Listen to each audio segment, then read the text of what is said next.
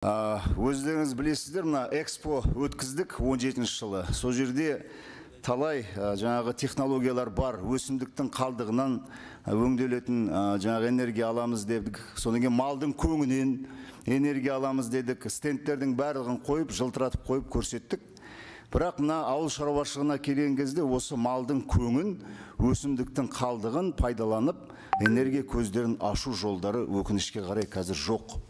Бұл ауыл шаруашылығы министрлігінің құзыретіне кірмейді. Бұл таза энергетика министрлігінің құзыретіне кіретін іс. Сондықтан да мына мен сізден сұрайтыным, жылына 22 миллион тонна көң шығады мына мал шаруашылығында.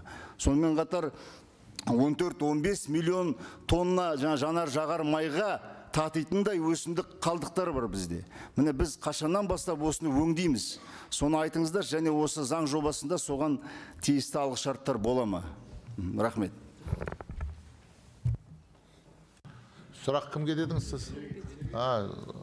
Сұңғат Қуатұлы, сізге сұрақ. Ана Сақатұлы, сұрағыңызға рахмет.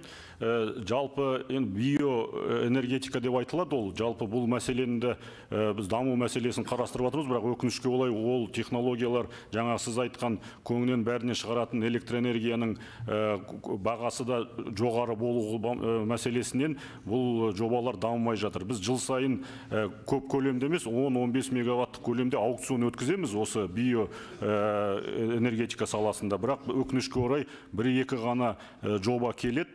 Сондықтан біз соны дамытуға қарастырып жатырмыз. Оған қосымша біз бірыңғай ұлттар ұйымының жанындағы эксперттермен бірлесіп, осы мәселені дамытуды қарастырып жатырмыз.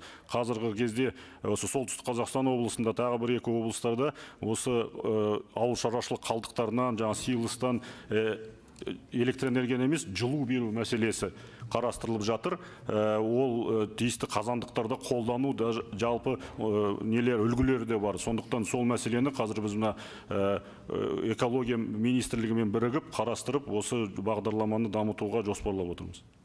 Қазір екі жоба мен білетінім, ол солтүстік Қазақстанда Тайыншыда бір жоба бар, биогаз қондырғысымен.